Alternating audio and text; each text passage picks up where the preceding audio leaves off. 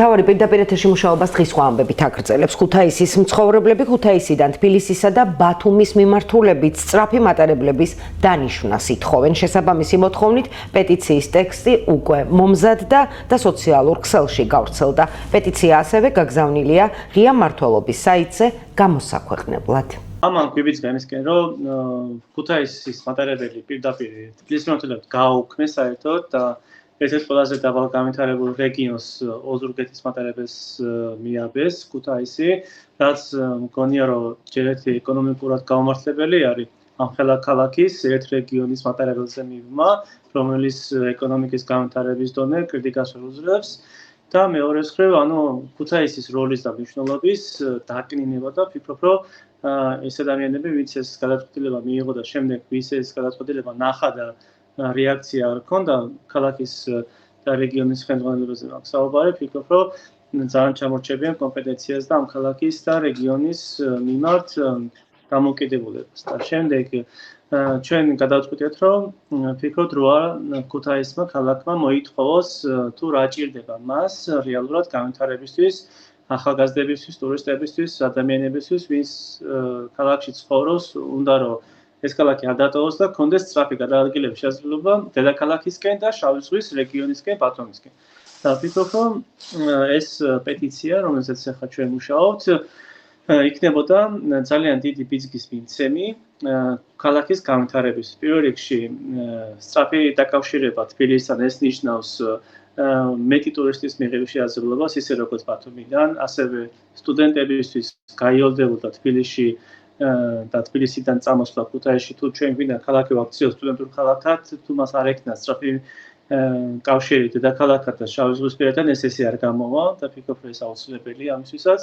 ასევე ეკონომიკური კავშირებისთვის ადამიანები, რომელთაც აქვთ მცირე ბიზნესი ან რაღაც ბიზნესი დედაქალაქში, ან პირიქით დედაქალაქში აქ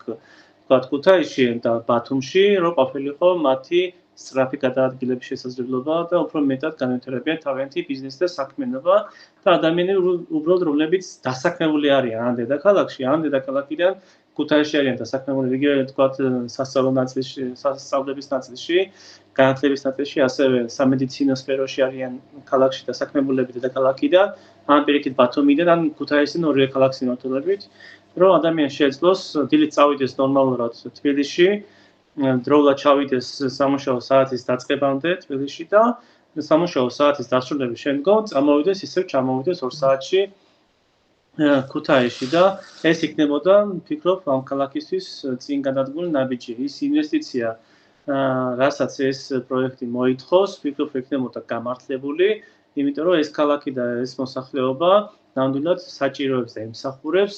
კომფორტულ და ცივილიზებულ გადაადგილების შესაძლებლობას, მით უმეტეს ეკოლოგიურს, განსხვავებით ტრანსპორტებისგან, რომელიც ახლა მოძრაობს და ვერანაირ კრიტიკას ვერ უძლებს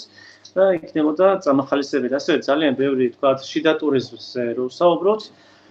ძალიან ბევრი ვერ მოდის ამ ბათუმიდან, ან თბილისიდან იმის გამო, რომ არ არის, თქვათ, ეს მატარებლის ხელსაყრელი დროები, რომ ადამიანი, მაგალითად სკოლები, სტუდენტები, ასევე ოჯახები, რომ დაჯდნენ დილით თბილისიდან, კომფორტულად ჩამოვიდნენ, თქვათ, 10 საათისთვის ქუთაისში და მოიარონ ქალაქის ტური, კანიონები, ღვინეები და საღამოდ დაბრუნდნენ უკან თბილისში. ერთდღიანი ვიზიტებისთვის, თუნდაც 2-3 დღიანი ვიზიტებისთვის იქნებოდა იდეალური შესაძლებლობა ამ მატარებლის დანიშვნა და ქალაქის, ასე ვთქვათ, გაცოცხლება იქნებოდა. ეს მატარებელი, იქით აეროპორტი, რომელიც გვაქვს და კავშირის ამ ქალაქს, სხვა ევროპის ქალაქებთან იქნებოდა გარკვეულწილად ამ ლოჯისტიკური ხაბის შემქმნელი. და ეხლა ვართ